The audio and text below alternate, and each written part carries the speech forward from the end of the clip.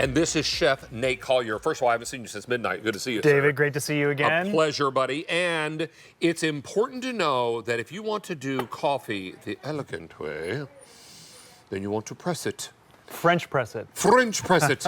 And we're not only going to French press the coffee, but we're also going to give you, I believe, mugs with this too, yes? That's right. So you get the French press and the 2 mugs with this, David. And I love this because this is our stoneware. So very dense stoneware, not a lot of air pockets, so very insulative. You're going to resist cracking and crazing in this. The same enamel glaze colors that match the cast iron. So this is the beautiful sea salt that comes with it. I love a French press in stoneware, David, because when you get a glass pitcher, you can see all the dirty coffee grounds and the dirt that's in there. This, you see beautiful Le Creuset ombre colors, and it stays warm. You're getting the 2 mugs with it, of course, as well. So French press coffee, this is something that, again, you said you were going to class it up, but it allows a little bit more of the aroma of the coffee to come through. It's a little bit slower of a process, but if you're entertaining, if you have people over for brunch, this is a great way to do it. How much coffee did you put in there? So we put 2 rounded tablespoons of coffee in. And ground coffee. You want your water to be just under boiling. So what I like to do is when the kettle boils, turn it off and leave it off for about 30 seconds because 200 degrees or just under is going to be your perfect about 2 heat. inches on the top. Right underneath the spout is where you want to end because you don't want to press that water out of the spout. And then the stoneware is going to keep it warm. I'm going to give this a little bit of stir just to make sure nothing's stuck to the bottom in there. And that coffee is going to bloom and open up. We're going to set the stoneware. Before you do that, let's show the bottom of the press. So you can see this. Thank you, David, actually. You can see there's a fine mesh sieve in there. There's also larger steel holes to give it some structure. And then the spring around the side, that is what flexes and gets everything tight sealed against the side right there. Coffee grounds, hugs the inside. Herbs for infused oil, anything else. And then the stoneware is going to keep it warm. So this goes on. You're going to want your coffee to brew for 3 to 4 minutes in here at that temperature. This, we did tea earlier. So this tea has been steeping. Loose leaf tea does just the same as coffee.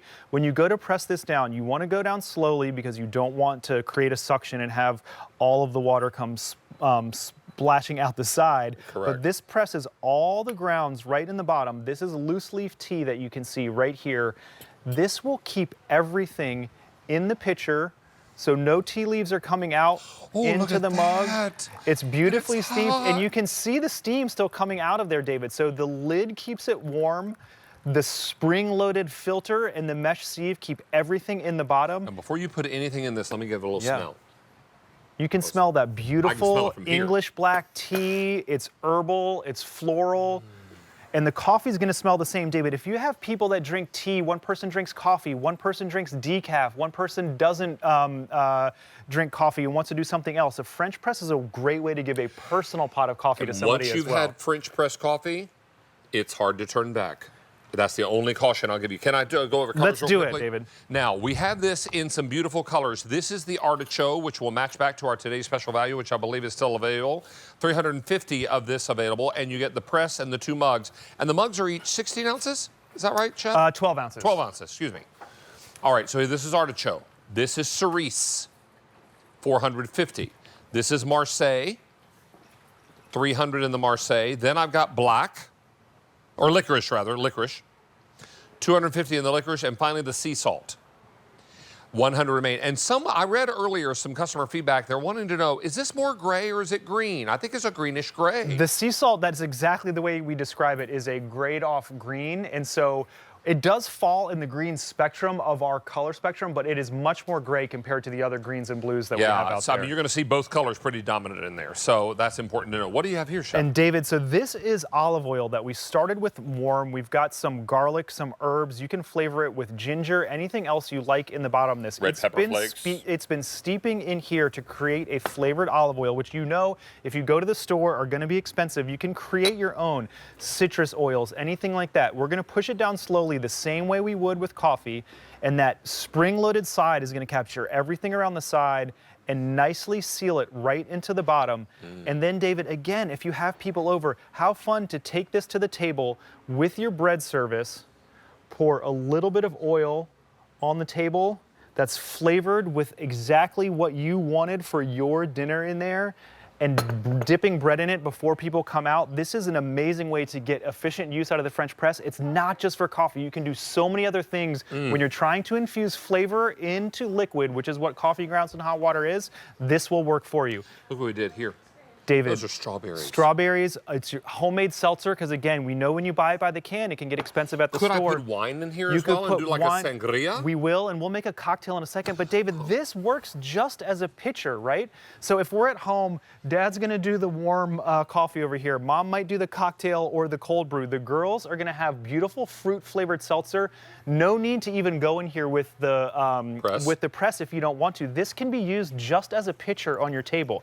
So the stoneware is going to keep cold beverages cold, and you can see how those strawberries are already infusing right into that lemon lime seltzer. And if some fruit falls in your glass, that's okay too. It's beautiful. You can go back into the pitcher. There it goes, right on cue, David. Did you know that was coming in? Chef, I need to let everyone know that sea salt just sold out. Oh, wow. Sea salt is gone. It's been one of our most popular colors in everything we make, David. Okay. Now, I'm going to take sea salt away, but the next to go is either going to be artichoke, 250 here, and what was the other color that's limited? And the licorice, 150. And then a Marseille, 250.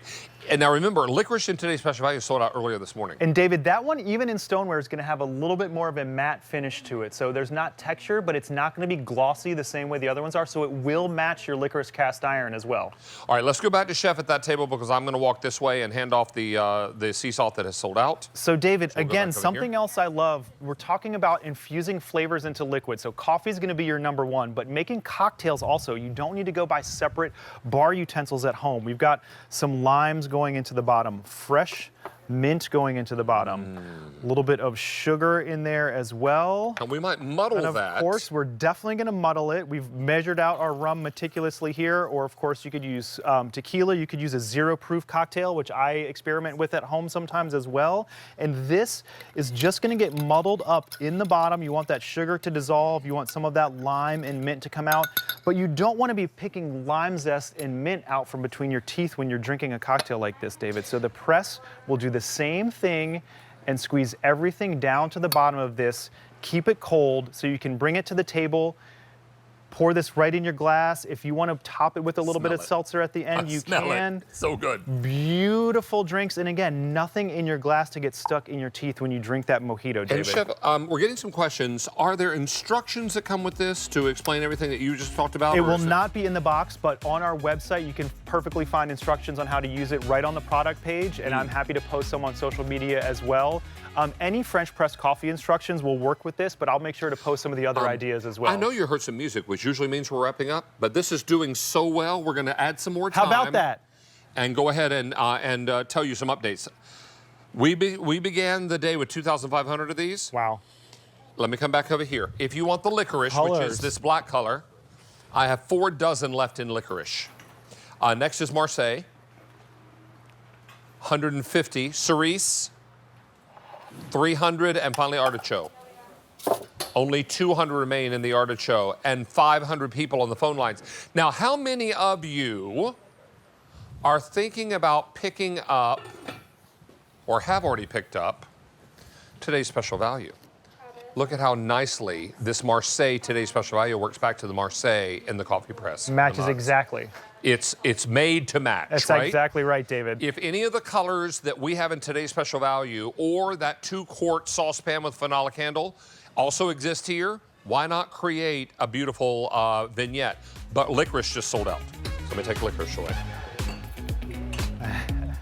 There we are. Thank you, sir. Got him? Okay. All right, Chef, one more demo. What do you have? So this is cold brew. Again, a very popular way to brew coffee. You stir it up in the pitcher overnight, let it steep. Use the press in the morning to filter out the grounds. And don't forget, these mugs are made out of the same stoneware that everything we make is made out of. They're oven safe. You want to do a mug cake. You want to do soup in these. You want to bake a biscuit topper right on top of it. The mugs will do everything our stoneware bakeware will do also. We're final quantities, last call Marseille, and you and I have one more item coming up in the show, and that's the 2-quart saucepan with the phenolic handle. And it's been a great seller for us when we've had it in stock, David. Really super.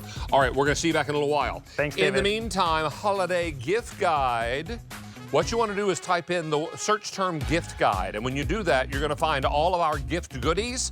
Because, you know what, last night at midnight I realized I said Saturday was October 1. No, Sunday is October 1. Sunday is October 1. I mean, Saturday, Sunday, any way you look at it, it's coming up quickly. All right, so important for everyone to grab the gifts they need. It's never too early to start